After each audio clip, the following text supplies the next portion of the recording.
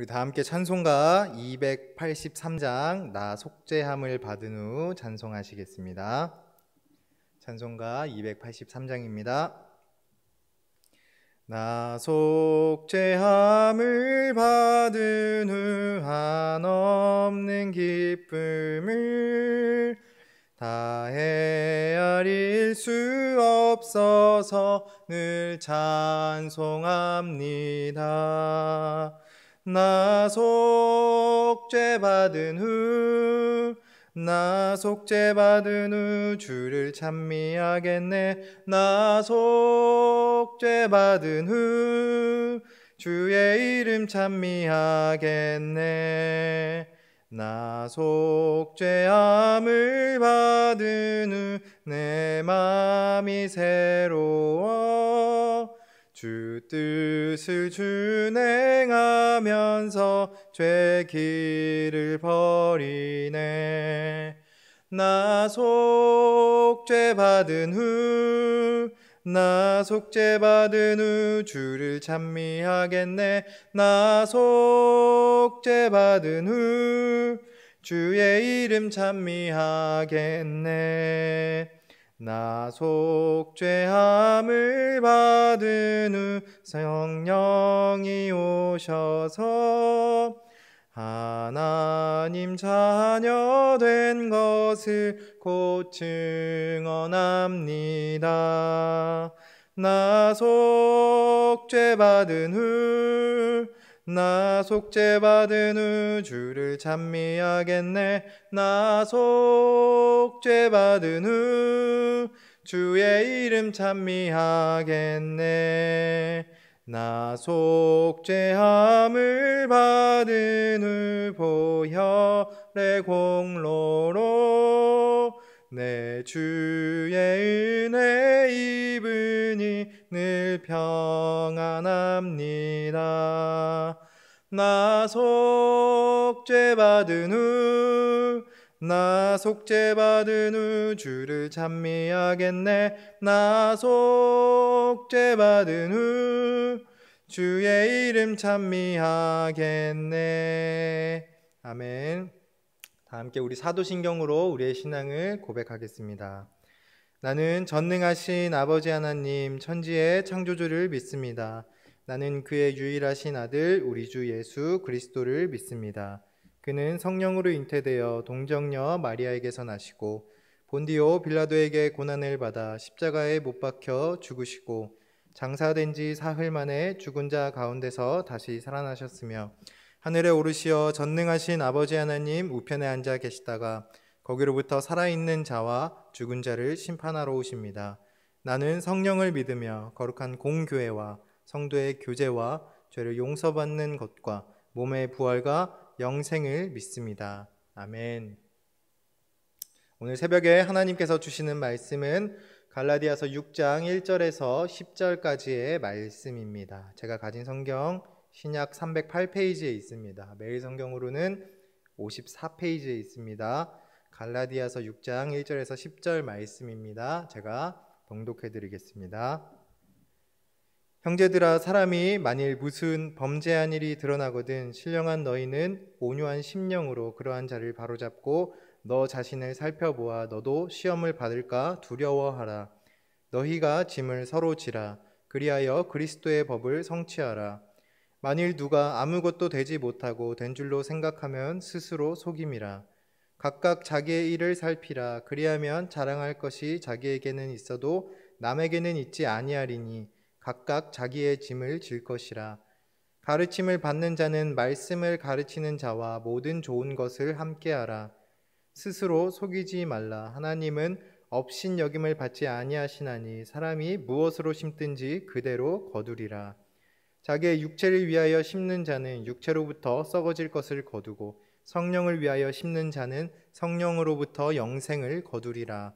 우리가 선을 행하되 낙심하지 말지니 포기하지 아니하면 때가 이름에 거두리라. 그러므로 우리는 기회 있는 대로 모든 이에게 착한 일을 하되 더욱 믿음의 가정들에게 할지니라. 아멘. 네, 이제 바울이 이 갈라디아서를 마무리하면서 갈라디아 성도들에게 여러 권면의 메시지들을 전달하게 됩니다. 이 앞에 봤던 5장에서는 이제 성령의 열매들에 대해서 이야기하고 또 성도들에게 성령의 인도하심을 받을 것을 권면합니다. 그리고 이제 오늘 본문은 성령의 인도하심을 받는 사람은 이러한 모습으로 살아가야 된다라고 이야기하고 있습니다. 그래서 과연 오늘 바울이 우리에게 어떠한 모습으로 살아가라고 권면하는지 우리 하나하나 1절부터 살펴보면은 먼저 1절에서는 한 사람의 잘못을 발견하면은 온유한 마음으로 바로잡아주고 또 본인 또한 같은 잘못을 하지 않도록 그 유혹받지 않도록 조심해야 한다고 이야기하고 있습니다. 이제 2절에서는 서로 남의 짐을 지고 어려움을 함께하면서 사랑의 공동체를 맺어가야 한다라고 이야기하고 있고 또 3절과 4절에서는 자신이 뭐라도 된 것 마냥 행동하지 말고 자신을 돌아보면서 교만하지 말 것을, 또 5절은 스스로에 대한 책임을, 또 6절은 하나님의 말씀을 전하는 사역자들을 좀 자유롭게 섬기라는 권면을 이야기하고 있습니다. 우리가 성령의 인도하심을 받아서 정말 이 메시지대로 오늘 말씀대로 다 같이 살아갈 수 있다면 얼마나 좋겠습니까? 아마 이런 사람들이 모이는 곳이 성경에서 말하는 그런 칭찬받는 교회가 될 것이고 또 그곳이 바로 하나님의 나라가 되지 않겠습니까? 그래서 오늘 바울은 믿는 성도들에게 이렇게 살아가야 할 것을 분명하게 권고하고 있습니다. 그래서 저는 오늘 좀 결론이 되는 질문을 먼저 좀 여러분들께 드려볼까 합니다. 여러분은 오늘 바울의 권고대로 자기 자신을 돌아보면서 스스로를 자책하고 또 다른 이들은 항상 사랑으로 감싸주며 그렇게 잘 살아가고 계십니까? 그리고 우리 교회와 한국 교회와 수많은 그리스도인들을 한번 바라보았을 때 오늘 이 바울의 말씀처럼 잘 살아가고 있구나라고 그렇게 감히 평가하실 수 있으시겠습니까? 저는 정말 솔직하게 이야기하자면 아닙니다라고 대답하고 싶습니다. 제 모습을 봤을 때 성령의 열매가 잘 맺어져서 성령의 인도하심을 받고 오늘 바울의 권고처럼 온전하게 살아가고 있느냐? 저는 그렇게 살아가고 있지 못하는 것 같습니다. 그리고 그 와중에 다른 그리스도인들을 제가 보더라도 그렇게 사는 사람들도 분명히 있긴 있지만 대부분은 그렇게 살아가고 있지 못한 것 같습니다. 어떨 때는 그런 사람들을 보면서 낙담이 될 때도 있고 또 실망이 될 때도 있고 또 때로는 그것들이 분노로 이어질 때도 있습니다. 제가 앞서서 드렸던 이 질문에 대한 여러분의 대답은 무엇인지 좀 생각을 잘 정리해 보시면서 오늘 말씀을 좀 함께 나눠보면 좋을 것 같습니다. 혹시 여러분 세르반테스의 그 돈키호테라는 작품을 좀 읽어보셨는지 모르겠습니다. 워낙 이제 유명한 고전 문학이기 때문에 대부분은 읽어보셨거나 혹은 최소한 이 제목 정도는 아마 들어보셨을 것 같습니다.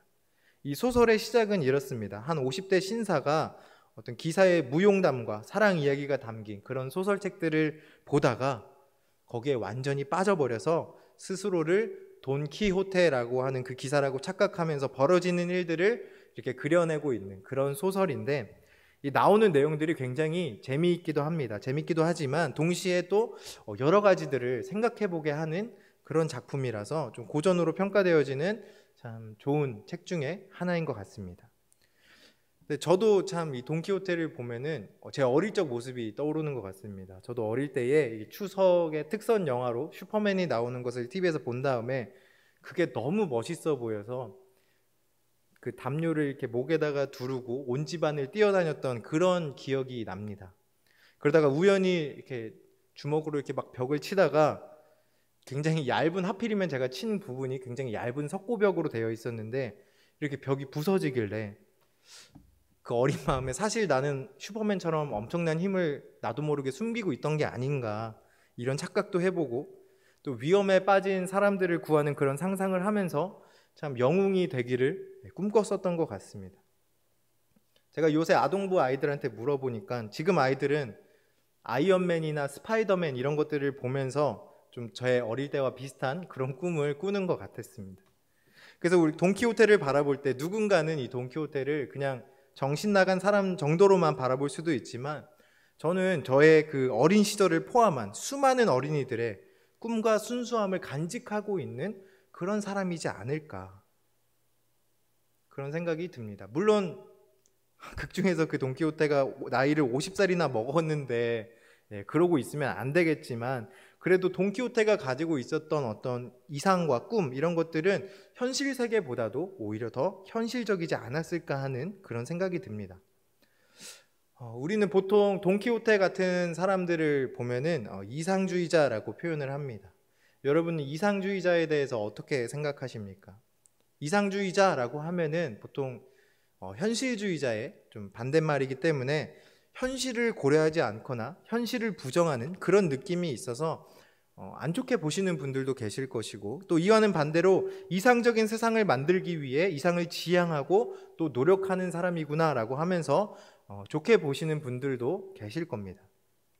근데 제 개인적으로는 이상주의자들을 굉장히 좀 좋게 바라봅니다.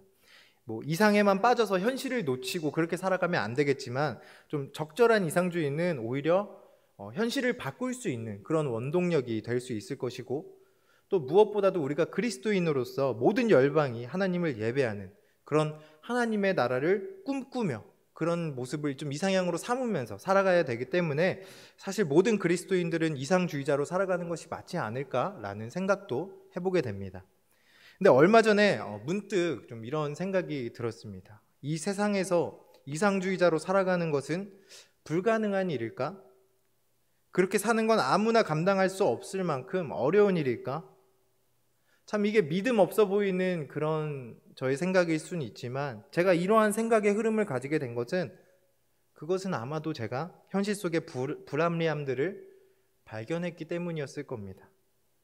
그것도 그런 불합리함들이 한두 개가 아니었을 것이고, 셀 수도 없을 만큼 수많은 불합리함과 불공평함과 비이성적인 그런 모습들을 많이 발견했기 때문일 겁니다.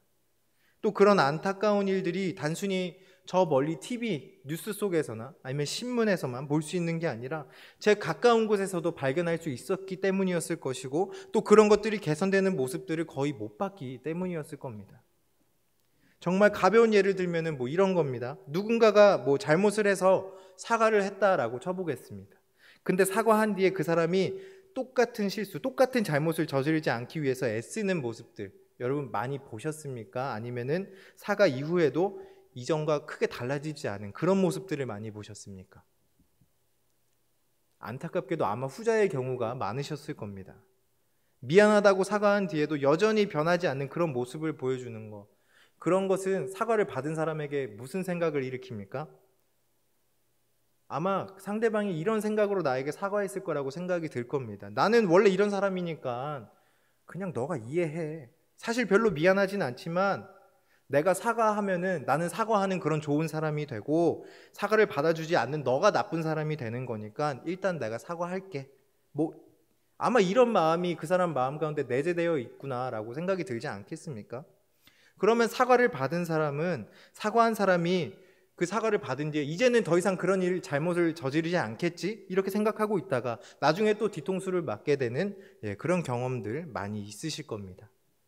그러니까 좀 생각해 보면은 한 사람을 향한 어떤 마음이나 어떤 이상, 이런 것들이 이렇게 쉽게 배신당하는데, 한 사람이 아니라 세상을 바라볼 때에는, 세상을 바라보며 품는 이상들은 얼마나 더 쉽고 가볍게 배신당하겠습니까? 그래서 이상주의자들은 늘 상처받을 수밖에 없습니다. 그리고 이렇게 상처를 받다 보면은 이상주의자였던 사람이 점차 현실주의자로 바뀌게 됩니다. 왜 그렇습니까? 그렇게 해야 상처를 덜 받으니까. 괜한 기대는 나에게 오히려 실망감만 안겨주니까. 점점 꿈꿔왔던 그 이상을 잊게 되고 지극히 현실주의적으로 바뀌게 된다는 겁니다. 제가 앞서서 여러분 자기 자신과 또 다른 그리스도인들을 바라보았을 때, 오늘 바울의 권고대로 바울이 말하는 그 이상적인 모습으로 잘 살아가고 계시냐고 그렇게 여쭤봤습니다. 그리고 몇몇 분을 제외하고 아마도 우리의 입술에서는 네, 그렇습니다라는 그 대답이 선뜻 나오지 않았을 겁니다. 근데 그 이유는 아마 이러한 이유들 때문이지 않을까 싶습니다. 내가 기대하고 내가 바라던 어떤 그리스도인들의 모습이 있는데, 하나님의 말씀이 정말 이루어지고 하나님의 나라가 우리 가운데 선포되어지고 변화가 일어나야 되는데, 정작 현실을 보면은 아무것도 변하는 게 없는 것 같고, 믿는다는 사람들의 행실을 봤는데 엉망진창이고 신앙이 모범이 되어야 될 목사라는 사람들이 뉴스에 어떤 사건 사고로 모습을 드러내고 이렇게 다른 이들을 평가하고 정죄하고 있는 그 나조차도 돌이켜보면은 정말 참된 그리스도인 같지도 않고, 이런 것들이 쌓여서 어떤 실망과 상처가 되어서 어느샌가는 이제는 더 이상 기대하지도 않고 기도하지도 않는 그런 모습으로 바뀌어버린 게 지금 그리스도인들의 현 주소가 아니냐는 겁니다. 여러분, 참 안타까운 일이지 않습니까? 정말 가슴 아파하면서 눈물로 기도해야 될 일 아닙니까? 근데 여러분들은 이런 것들을 떠올리면서 이런 것들을 위해서 기도하고 계십니까? 기도하지 않고 계신다면은 왜 기도하지 않으십니까? 그것은 아마도 우리 마음 가운데에 실망과 낙심이 가득하기 때문일 겁니다. 기도라고 하는 것도 내가 응답을 받는 그런 경험들이 쌓여야지 계속하는 것이고, 좀 이상적인 세상을 만들기 위해서 내가 노력했을 때 무언가 최소한 변화의 기미라도 보여야 하는데, 이런 것들이 전혀 없으니까 내가 이상으로 삼던 것들에 대한 마음을 내가 그냥 조금씩 내려놓고 결국에는 그건 어차피 안 이루어져, 이렇게 현실주의적으로 혹은 될 대로 되라는 식으로 포기해버리고 만다는 겁니다. 근데 오늘 바울은 이런 우리를 향해서 뭐라고 이야기합니까? 우리 다 함께 9절의 말씀을 좀 다시 한번 읽어보겠습니다. 시작. 우리가 선을 행하되 낙심하지 말지니 포기하지 아니하면 때가 이름에 거두리라. 아멘. 제가 표준 세번역 버전으로 이 9절 말씀을 다시 한번 읽어드리겠습니다. 선한 일을 하다가 낙심하지 맙시다. 지쳐서 넘어지지 않으면 때가 이를 때에 거두게 될 것입니다. 아멘. 여러분, 이 말씀에 정말로 아멘 하실 수 있으시기를 바랍니다. 여러분, 이 말씀이 무엇을 의미하겠습니까? 하나님께서는 사실 우리의 기도를 다 듣고 계셨다는 겁니다. 하나님께서는 주님이 말씀하신 그 선을 이루기 위해 우리가 애쓰는 그 사실들을 전부 다 기억하고 계셨다는 겁니다. 그래서 당장에 우리가 심은 어떤 하나의 선이 자라나고 열매를 맺는 것들이 우리 눈에 보여지진 않지만 때가 이르면 그것은 분명하게 거둘 때가 온다는 사실입니다. 아마 오늘 하루를 살아가실 때에도 여러분 마찬가지일 겁니다. 여러분이 하나님의 나라라는 이상향을 꿈꾸면서 선을 행할 때 그 변화가 여러분의 눈앞에 절대 보여지지 않을 겁니다. 하나님의 말씀대로 산다고 이 세상 절대로 변하지 않을 겁니다. 그렇게 보여질 겁니다. 근데 오늘 7절 말씀은 분명하게 사람은 무엇을 심든지 심은 대로 거둘 것이다 라는 이 엄청난 진리를 선포하고 있습니다. 그래서 내가 하나님을 위하여서 행한 어떤 선한 행동 하나가 어디에선가는 싹을 틔울 것이고 언젠가는 열매를 맺을 것이고 때가 차면은 하나님의 나라를 위하여서 귀하게 사용되어진다는 겁니다. 돈키호테를 보면은 이런 대사가 나옵니다. 사람들이 돈키호테 보고 미친 사람 아니냐면서 손가락질을 하니까 돈키호테가 이렇게 이야기합니다. 누가 미친 거요? 장차 이룩할 수 있는 세상을 상상하는 내가 미친 거요? 아니면 세상을 있는 그대로만 보는 사람이 미친 거요? 세상이 모두 이렇게 미쳐 돌아가는데 과연 누구를 미치광이라고 부를 수 있겠습니까? 꿈을 포기하고 이성적으로 사는 것이 더 미친 짓이 될 수 있겠지요. 그 중에서 가장 미친 짓은 현실에 안주한 채 꿈을 포기하는 것이라오. 사랑하는 온누리 소망교회 성도 여러분, 우리가 선을 이루기 위해서 행동하는 것들, 또 하나님 앞에 간절히 기도하는 것들, 믿지 않는 이들의 눈에는 그저 돈키호테처럼 미친 사람처럼 보일 수도 있습니다. 그러나 하나님의 그 창조 세계 안에서는 하나님의 나라를 더 이상 꿈꾸지 않고 선을 행하지 않고 성령의 인도하심을 받지 않는 것이야말로 사실 더 미친 짓 아니겠습니까? 우리가 정말로 믿는 사람들이라면, 정말 우리가 그리스도인이라면은 오늘 우리에게 말씀하시는 이 하나님의 음성을 들으실 수 있기를 바랍니다. 여러분, 우리 정말로 선한 일을 하다가 넘어지지 맙시다. 낙심하지 맙시다. 지쳐서 넘어지지 않으면 때가 이를 때에 거두게 될 것입니다. 그러므로 우리는 기회가 닿는 대로 모든 사람에게 선한 일을 합시다.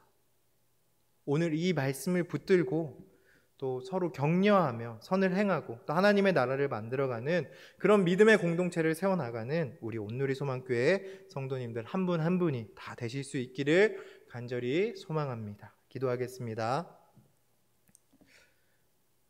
온 열방의 창조자 되시는 그 주님을 찬양합니다. 그 주님께서 우리에게 선한 일들을 맡겨주심에도 감사드립니다. 악이 전혀 없는 그 선한 분인 하나님의 나라를 위하여서 우리에게 선한 일들을 맡겨주셨음에도 불구하고 우리는 실망하고 또 낙심하여서 그 일들을 제대로 감당 못하였음을 이 시간 고백합니다.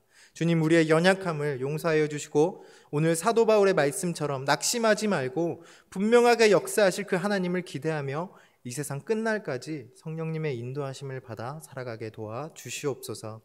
심은 대로 거둔다는 그 진리를 항상 기억하게 해주셔서 내가 선을 행하지도 않으면서 세상이 바뀔 것을 기대하는 그런 스스로를 속이는 일이 없게 해주시고 또 온전히 주님을 신뢰함으로 선을 행하며 살아갈 수 있게 하여 주시옵소서. 감사합니다. 주님, 사랑합니다. 모든 말씀 나의 가장 귀한 예수 그리스도의 이름으로 기도드립니다. 아멘. 우리 다 함께 찬송가 361장 기도하는 이 시간 1절 4절 찬양하도록 하겠습니다.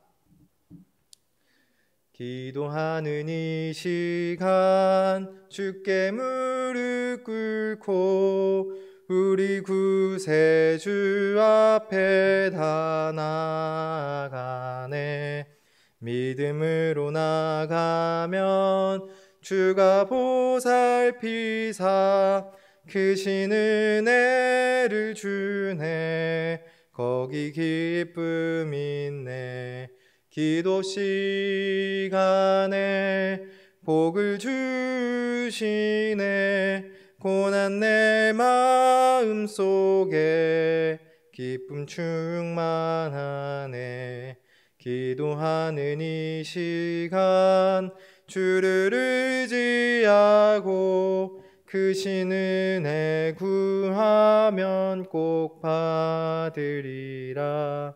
의지하는 마음에 근심 사라지고 크신 은혜를 주네.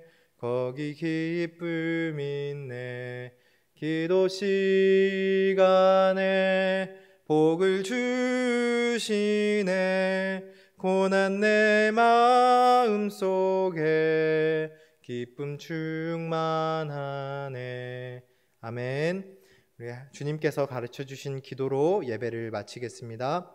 하늘에 계신 우리 아버지, 아버지의 이름을 거룩하게 하시며 아버지의 나라가 오게 하시며 아버지의 뜻이 하늘에서와 같이 땅에서도 이루어지게 하소서. 오늘 우리에게 일용할 양식을 주시고 우리가 우리에게 잘못한 사람을 용서하여 준 것 같이 우리 죄를 용서하여 주시고 우리를 시험에 빠지지 않게 하시고 악에서 구하소서. 나라와 권능과 영광이 영원히 아버지의 것입니다. 아멘. 아멘. 우리 이 시간 오늘 주신 말씀 붙잡고 또 계속해서 기도하며 나아가겠습니다.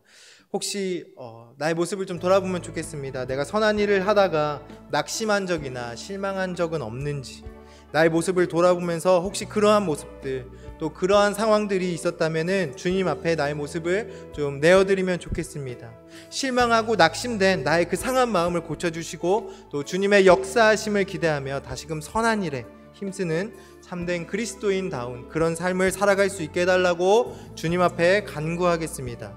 그리고 이제 추석을 앞두고 있는데 이 기간에 안전 지켜주시고 또 가족들과 깊은 사랑의 교제를 나누며 하나님의 마음이 회복되어지는 그런 시간 될 수 있게 해달라고 또 이 나라와 이 민족을 위하여서 그리고 우리 교회와 또 각자 가지고 나온 기도 제목들 가지고 이 시간 주님 앞에 충분히 기도하며 나아가겠습니다. 기도하겠습니다. 거룩하시고 은혜로우신 아버지 하나님, 오늘 또 말씀을 통하여서 우리 가운데 함께해 주심에 감사드립니다. 주님, 오늘 주신 말씀을 붙들고 또 오늘 하루를 우리가 담대히 주님 앞에